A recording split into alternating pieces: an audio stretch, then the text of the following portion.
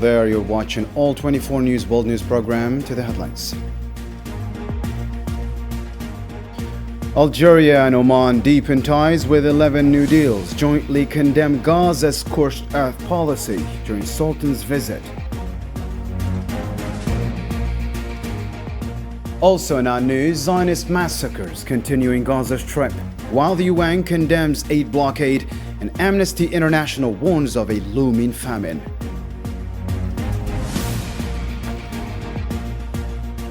Coming up as well, massive marches in Morocco protest normalization with the Zionist entity, with activists condemning efforts to demonize the protests and resist the Zionization of education. And India triggers water crisis by stopping Chenab flow. Pakistan responds with missile display. Full reports up next.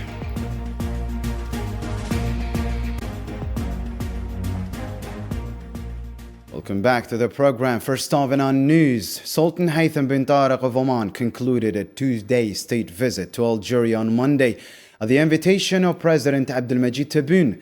The visit, marked by high-level talks and strengthened bilateral ties, ended with a farewell ceremony at Hawari Boumediene International Airport, where President Tebboune personally saw off the Omani leader.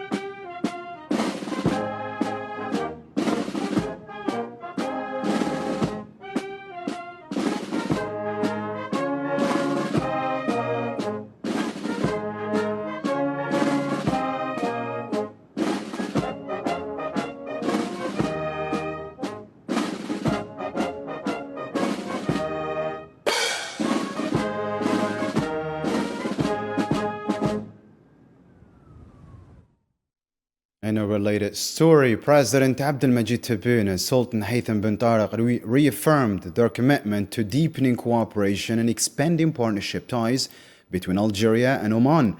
In a joint statement issued during the Sultan's state visit, both leaders hailed the progress achieved in recent years, momentum that has grown since President Tebboun's visit to Muscat last October.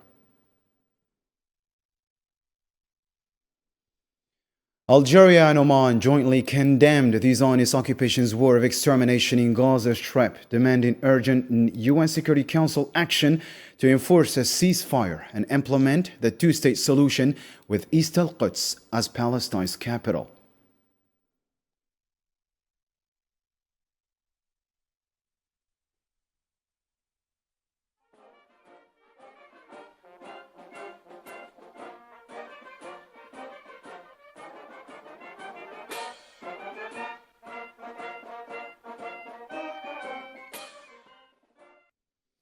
Meanwhile, the Omani side praised Algeria's unwavering efforts to defending the Palestinian cause at the UN Security Council on behalf of the Arab group. In return, Algeria highlighted Oman's constructive mediation between the United States and Iran, commending its diplomatic approach rooted in dialogue, wisdom, and peaceful conflict resolution. President Abdelmajid Tebboune and Sultan Haytham bin Tariq oversaw the signing of several memoranda of understanding on Monday at the Algerian presidency, covering key sectors of cooperation. The agreements span energy, mining, pharmaceuticals, marine research and aquaculture, agriculture, labor, inspection, higher education, justice, and finance, reflecting the two countries' shared ambition to deepen strategic ties across vital fields. عن الجانب العماني الفاضل مطر بن سالم البادي الرئيس التنفيذي لشركة تنمية معادن عمان. In a related note, Algerian President Abdelmajid Tebboune hosted Oman's Sultan Haytham bin Tariq for crucial bilateral talks on Monday, with discussions progressing from private meetings to full delegation sessions at Al Muradiya Palace. The leaders' joint statement hailed in-depth and constructive dialogue on strengthening partnerships across multiple sectors and coordinating on regional issues. Tebboune honored the Sultan with an official welcoming ceremony featuring a Republican Guard cavalry parade, underscoring the visit's significance. Shifting focus to Gaza Strip now, at least 53 Palestinians, including women and children, were killed and dozens injured as Zionist forces launched fresh air and artillery assaults across the Strip. Rescue crews recovered 15 bodies from bombed homes in Al Karama, while 4 displaced people were killed in a strike on a cafe in central Gaza. Civilian casualties were also reported on Omar al-Mukhtar Street, Sheikh Radwan, and Al-Shuja'i and Al-Tufah neighborhoods.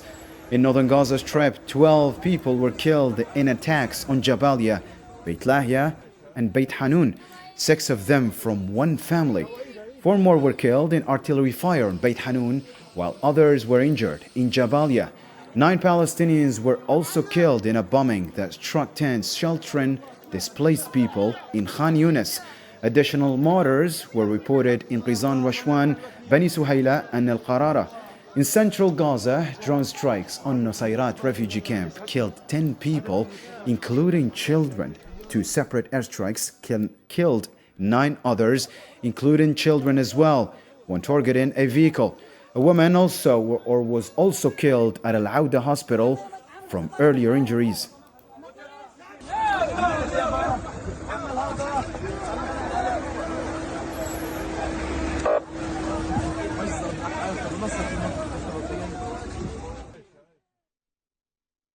Similarly, the Palestinian Health Ministry in Gaza reported 32 martyrs and 119 wounded in the past 24 hours alone as a result of a continued Zionist aggression.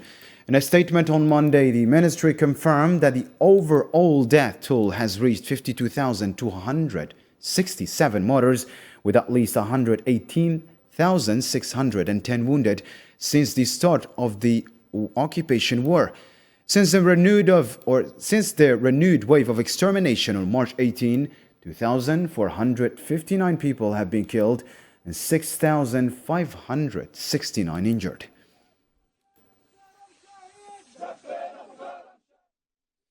With Gaza's health system near collapse, a few rural hospitals have set up makeshift tents amid the rubble, but these improvised centers are nowhere near enough to treat the hundreds of wounded arriving daily. More on this story with Salman Sibna. In the midst of the ruins, the Abu Yusuf al-Najjar Field Hospital operates just 8 tents, each holding 8 beds, far from adequate for proper care. Yet, despite the harsh conditions, it treats over 700 patients daily and around 60 more each night. الصيف حار جدا كل خيمة تحتوي على 8 مرضى. Each of these tents can accommodate 8 patients, which is far below any medical standard and cannot ensure basic nursing quality. There are no emergency medication inside the tents. In winter, it's bitterly cold, and in summer, it's unbearably hot and stuffy. Additionally, there is no oxygen supply. We can only use the most primitive methods to treat patients. Iyad Abu Mandil was receiving care at the Abu Yusuf al-Najjar Field Hospital and was set to be discharged after undergoing a first amputation caused by an infection. But due to a severe shortage of medication, his condition worsened, leading to a relapse and a second amputation. I'm being discharged now, but I have to buy some medicines myself at the pharmacy because this hospital doesn't have them. It can barely sustain itself. The prices at the pharmacy are shockingly high, often several times more expensive than usual. Since the start of the Zionist-led genocide, temporary field hospitals have been set up across Gaza to serve as emergency medical facilities. Originally intended to support public hospitals devastated by airstrikes, these makeshift clinics have now become the last lifeline for a population enduring growing hardship and the ongoing blockade.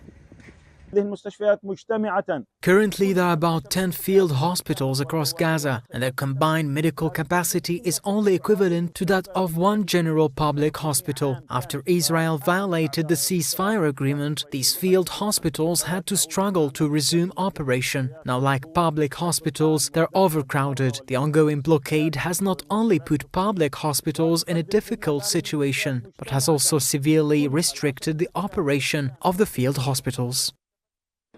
The Abu Yusuf al-Najjar Field Hospital in Khan Yunis, like others in Gaza, continues to treat the displaced. It was set up after the region's only public hospital in Rafah was destroyed in July 2024, forcing the urgent transfer of staff and equipment.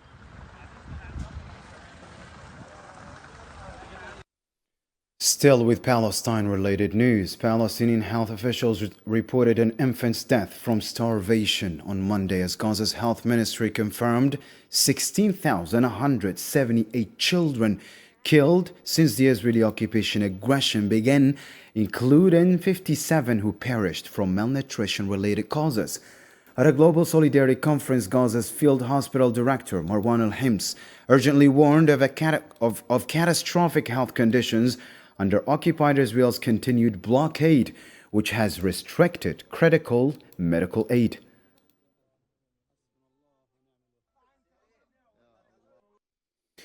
The UN humanitarian country team in Gaza condemned the Zionist occupation's conditions on aid delivery, calling it a violation of humanitarian principles. The UN stated it would not participate in any plan in Gaza that doesn't comply with international law.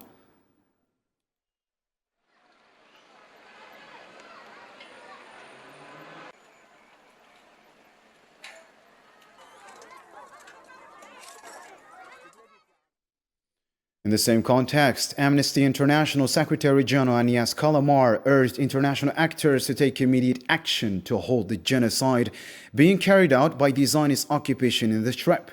In a statement on Monday, Kalamar called for pressure on the occupation to allow the entry of essential aid and for accountability for those responsible for war crimes in Gaza.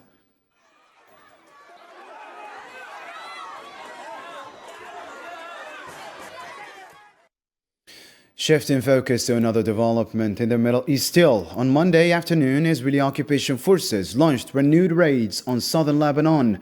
The Lebanese National News Agency reported that a Zionist occupation warplane carried out 3 consecutive strikes on an open area in Aydarun, located in Bint Jbeil district of Nabatiya Governorate.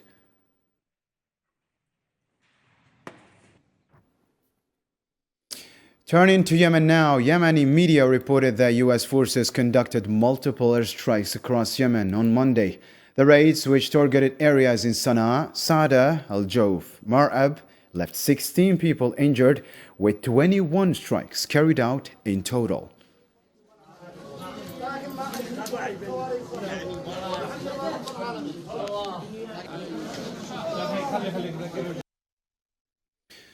Moving on to Morocco, several Moroccan cities saw popular protests on Sunday evening against the ongoing normalization of relations between the Makhzen regime and the Zionist entity. Hundreds of Moroccans, organized by the Moroccan Front in Support of Palestine, demonstrated in Meknes and other cities, chanting slogans against normalization. Protesters condemned it as a betrayal of the Palestinian cause and a dangerous infiltration into the country.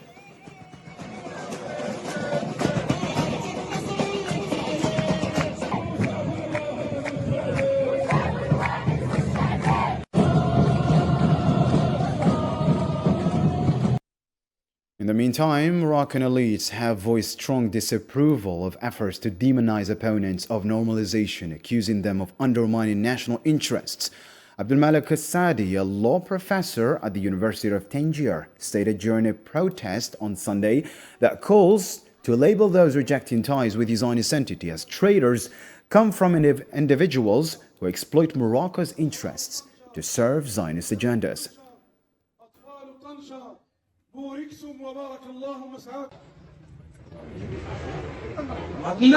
Some people argue that we should adhere to the ethics of political speech. But with whom exactly? With those who are complicit in aggression and accuse us of acting against the country's interests simply because we stood up and protested at ports. These are the same individuals who have betrayed their own nation. Now they are paving the way for Zionist interests and openly cooperating with them. In Morocco still, Moroccan activists are urging resistance against Zionist influence in the education sector following the normalization agreement.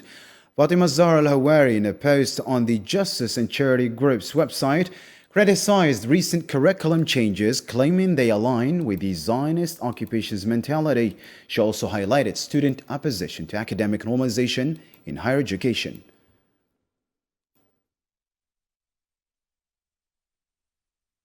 As for higher education, it has undergone rapid normalization through a number of universities, making academic normalization a worrying reality that is infiltrating university campuses. Despite clear opposition from students and academic staff, we are witnessing a recent wave of arbitrary and unlawful bans of all intellectual student activities within university spaces.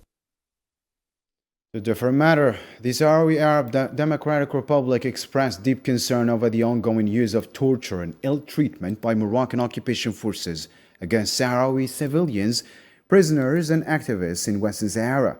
During the 83rd ordinary session of the African Union Commission on Human and People's Rights in Banjul, Sahrawi deputy representative in the African Union cited UN reports documenting the abuse of Sahrawi detainees and human rights defenders by Moroccan authorities. This occupation is not only a denial of sovereignty to a founding AU member, but also the source of widespread systemic abuses that this Commission and all the relevant African and UN bodies can no longer ignore, given the grave implications for regional and continental stability. Elsewhere in Africa, young opposition leaders in Mali have condemned the military government's repeal of a key political party law, calling it a dangerous step toward authoritarian rule and a blow to the country's fragile democracy. Yasin Rukti has more in this report. Young representatives of Mali's opposition parties have denounced the military government's repeal of the law governing political parties, calling it a threat to democracy and a step toward authoritarian rule. What is certain is that we remain legalistic. We took over the Maison de la Presse completely, legally, and we paid. What is clear is that we will continue to fight for democracy and to ensure that the multi-party system can continue to exist. We're not against anybody. Our initiative is not against the authorities, nor is it against anyone whatsoever. It is for a cause, democracy and political pluralism. Protests were organized at Bamako's Maison de la Presse. The youth leaders rejected the April 30th announcement by the ruling junta, warning it could lead to the formal dissolution of political parties. Legal experts have interpreted the repeal as a move to eliminate opposition voices. We affirm our commitment to democracy, constitutional order and multi-party system, one speaker said. La maladie n'est pas entièrement déclarée. The disease has not yet fully manifested, but we still look at the symptoms intelligently and take the best measures to maintain the peace of mind of Malians and preserve the little stability we have left. Because it must be said, a country facing so many difficulties has no need to create more, especially among these young people. The protest, held despite a climate of repression, marks one of the most public acts of defiance against the military since General Assimi Goïta took power in 2021. Donc nous allons faire de notre mieux. We will do our best to preserve peace and cohesion, and as much as possible, preserve democracy, to preserve fundamental freedoms, to preserve civil rights. We will do so in strict compliance with the law, in strict compliance with the rules established by the Constitution, and we will do so with a deep love for our country. Malians, the group said, reject any authoritarian abuse or restriction on freedoms and demand inclusive, transparent governance. The junta has not yet responded to the statement. Analysts say growing discontent and calls for democratic transition may increase pressure on Mali's military rulers amid regional and international scrutiny. Other topical news in our tonight's headlines. On Monday, India halted water flow from the Bagli Har Dam on the Chenab River into Pakistan, marking a suspension of the 1960 Indus Waters Treaty. India also plans to stop water flow from the Kishanganga Dam. In response, Pakistani Foreign Minister Ishaq Dar vowed that Pakistan would not surrender any water and would retaliate if provoked, but would not escalate the situation. Pakistan has formally requested the UN Security Council to hold an emergency session amid escalating tensions with India over Kashmir. A statement from Pakistan's permanent representative to the UN cited growing concerns that the situation poses a threat to regional and international peace and security.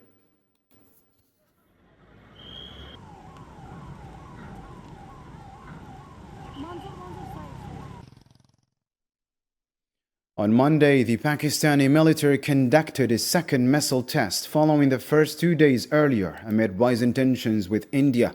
The military's public relations department announced a successful training exercise, launching a Fateh series surface-to-surface missile with a 120-kilometer range, aimed at ensuring the operational readiness of the armed forces.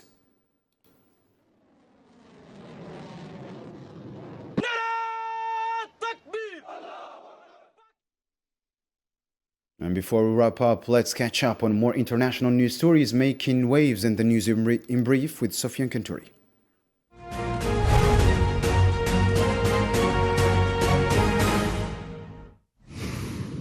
The Rapid Support Forces launched 2 drone attacks on strategic oil facilities in Port Sudan. One strike set fire on major fuel depot, among the largest in the region, according to Sudan's Energy Ministry. French Senator Yann Brossat accused Interior Minister Bruno Retailleau of spreading hatred against Muslims in recent months. In an interview with Radio France International, Brossat condemned the minister's obsession with Islam and his escalation tensions with Algeria. The Russian Ministry of Defense announced that its air defense system shot down 123 Ukrainian drones within 24 hours. In its daily update, the ministry also claimed that the Ukrainian forces suffered over 5,000 troops casualties across various regions during the same period. Algeria concluded the Arab Athletics Championship held in Iran in first place with a total of 53 medals, 18 gold, 17 silver and 18 bronze, competing against athletes from 12 countries. Algeria also marked its best performance in the history of tournament.